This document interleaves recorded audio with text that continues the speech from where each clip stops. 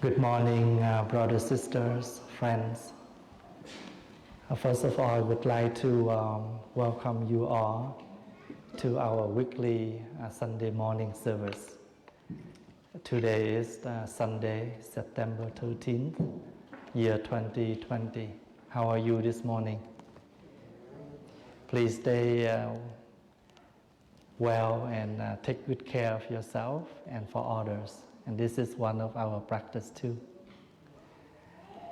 In Buddhist practice, we used to encourage everyone to practice as much as we can in daily life. Not only at the time you in the church or in the temple. Because practicing is something very needed in daily life. For example, if you come to the meditation hall and you see the cushion is not nice and neat, you just adjust and make it in line, nice and neat. If you see a piece of garbage, you pick that piece of garbage and you put in the bin.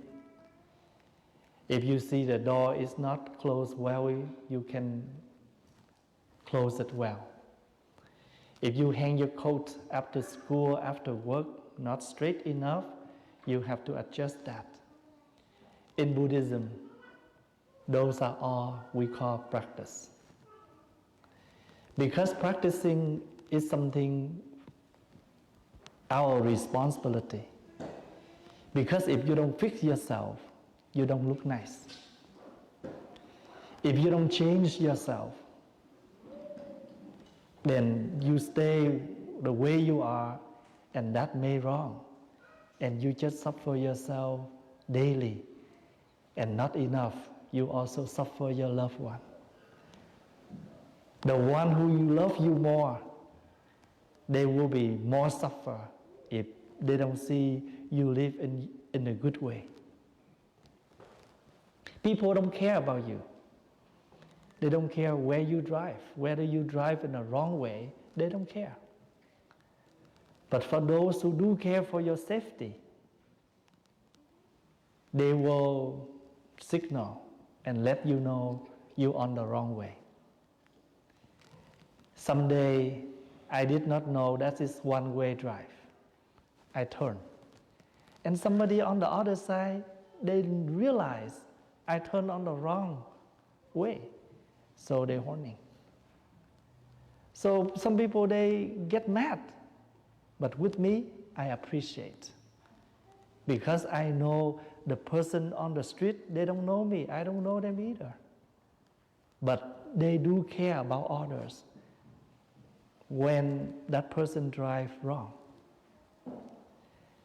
So remember, when somebody tries to fix it, they are our teacher. If you do something wrong, somebody fix you, they are your teacher. If you do something right, they honor you, they are your friend. But if you do always wrong, but they never correct you, they just honor you, they just please you, they are your enemy. Because they will continue to keep you live in the wrong way. And what happened to a wrong person who lives in the wrong way? No friend. Sometimes we have lots of relatives, but they have no related. We have lots of relatives, but because the way we live, they cannot connect. So we cannot relate it to them. We have no relationship, even though we have lots of relatives. So, we have lots of friends. We are.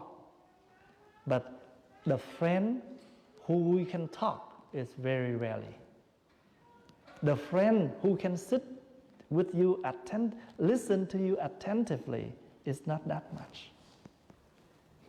So that's why this morning when we chant recitation on happiness, we are sitting here together. We feel full of happiness. Sometimes happiness is not something very big and major.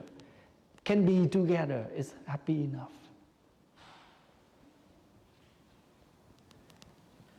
Yesterday, I have a few members from Calgary. They came late and they just want to delay their trip because they know that I have a funeral in the morning. So they will drive here later so they can meet me. So after we met, they drive me to Westlock Meditation Center for a short visit. When I sit in their car, they express the happiness. We're so lucky that you sit here with us. I don't see, I feel that is my fortunate, that I don't need to drive. Somebody can drive me. But they feel so fortunate because I can be with them, because they know that I'm very busy. So if I can take time with them, they're happy. So I don't mean to brag about that, but I want to show you sometimes happiness is very simple. If you can sit with someone you like, you love, it's a great happiness. I have a young man who complained about his mom. He said, Thay, what can I do for my mom to trust me? Because every time when I go somewhere, I tell her, and she did not believe me, she called me all the time. I'm so angry about, she bothered me a lot. And I told him, can you find somebody call you like that? And remember, this phone call will be shorter each day because your mom will die one day. And you miss a lot of this phone call, right? We may have a lot of phone calls, but every time when people call us, they must have something for us. But as a mother, they have nothing about us. They just want to know, are we okay? Where we are. But maybe somebody else call you, hey, where are you? I am at the market. Oh, can you buy me something? But as a mother, what they need from you is your safety. You're happy where you are. So I told him, when she check you, doesn't mean she does not trust you. She want to make sure you are healthy, you're safety, you're in a safety place. You are in a safety condition. Happiness. So therefore, in Buddhist practice, we used to encourage people by only 2 letters, tu, T-U, and we pronounce tu. Tu doesn't mean you have to shave your head. You have to become a monastic. Tu means try to fix yourself daily. Correct yourself daily. And we all have problems. Every morning, before we go out, we want to check our face. Make sure we look nice. Make sure we comb our hair. Make sure we dress well. Same thing. When you talk to someone, make sure you use your word properly. When you treat someone, make sure you treat them with all your best. If you want something on you to be nice, not only the outlook, but also the way you expressing. Because the way you express into action, into words, that come from your heart. And if the mind is not trained enough, then that mind will be a negative mind. So when you meet something that not meet what you think, try to think positive in order to let it go, in order to embrace it, in order to forgive. And that will light you right away, and you are the first one who benefit from that practice. When I say, I eat, and we used to say, you live for your mom, you live for your dad. Of course, If you think about that person, you will live your life well. But the one who benefits first is you, is us. So that's why when you come to the Buddhist temple, you're not only come for worship, but why we bow the Buddha, why we do chanting? We bow the Buddha not because he is a god, a saint. We do not bow to that statue, but we honor a teacher who shows us the way to live. So when we respect the Buddha, because the Buddha is the teacher who shows us the way. When we say we trust the Buddha, we believe in the Buddha, doesn't mean we believe that he has power, but we believe that he is a teacher who is able to give us the good guidance.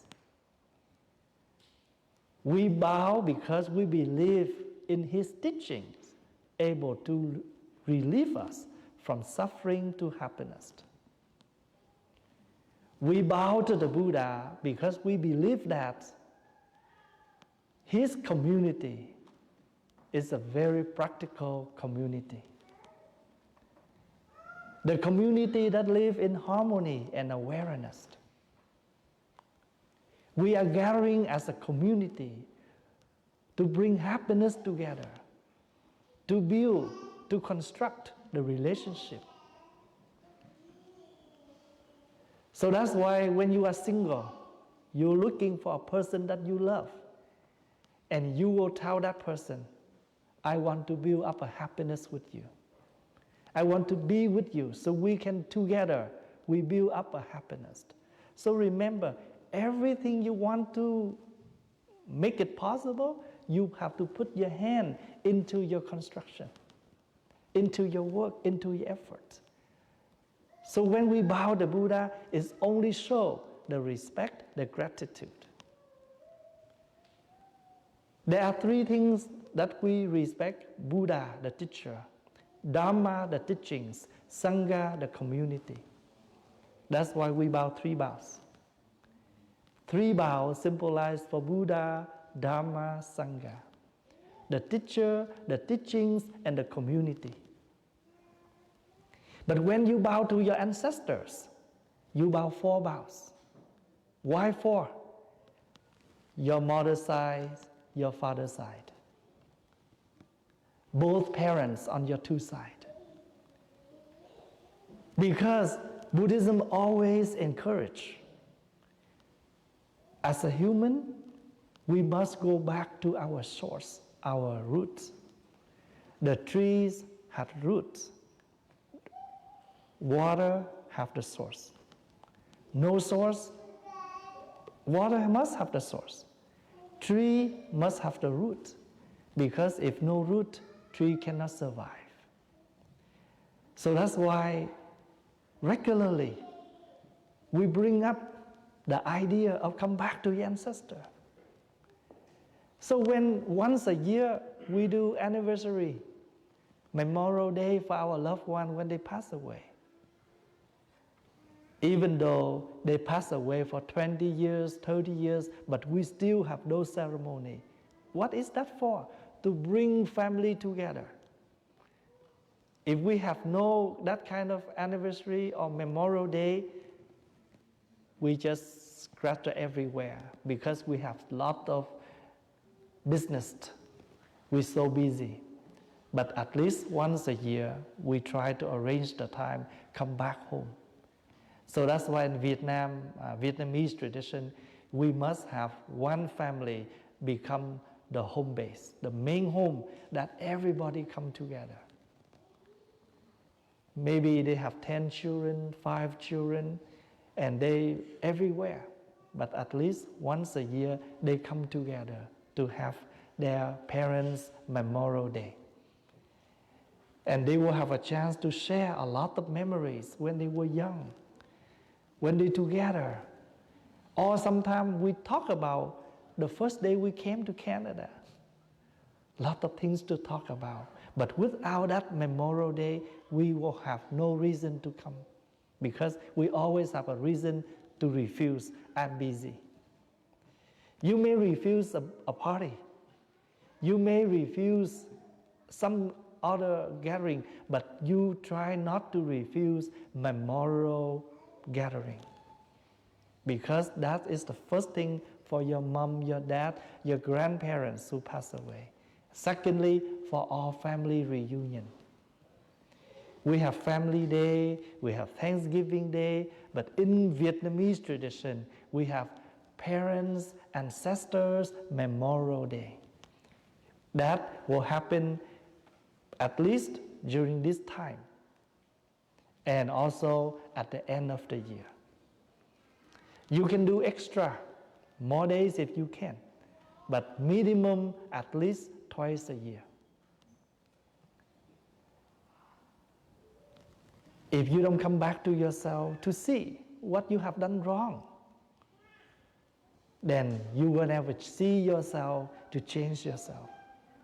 Coming back to ourselves is something very needed. So before, when we lie down, before we sleep, take a few moments. You ask yourself a question. How did I live? How did I use my day? I have a happy day. I have a negative day, a positive day. I have a good day or a bad day. You all have to know. I used to teach young kids when they were young a way of meditation to see. Before you go to bed, you reflect to yourself. If today you did not make anyone happy, you put in the jar one black bean. If that day you have made somebody happy, put in that jar a white bean. At the end of the year to see the black jar, the black beans, or the white beans, which one is more than. If the black beans have more than the white, that means your year, the way you live is not good enough. Try to make it better. That is one of the ways to keep track how we live. Long time ago in Vietnam, old people like to using the prayer beads and recite the Buddha's name. And there was a most venerable who create a booklet with lot of lotus petals around the Buddha statue. And he asked all the ladies, instead of talking, you recite the Buddha's name.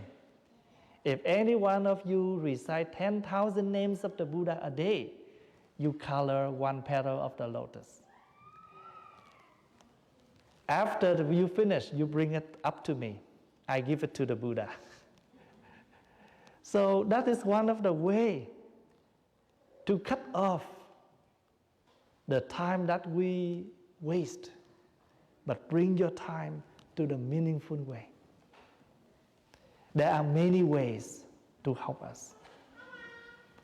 Just like many different of medications, depends on different situation.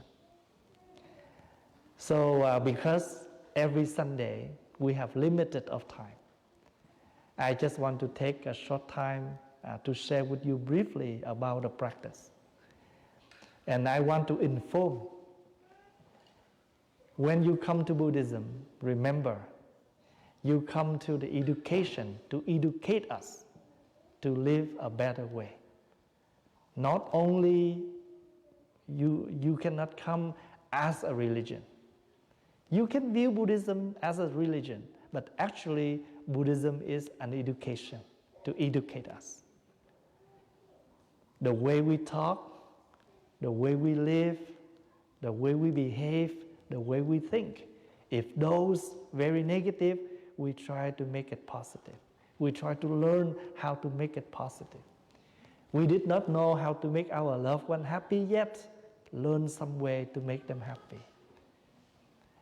We all need to learn in order to improve, in order to live good. So thank you for your attention and listening. I hope you have a good weekend.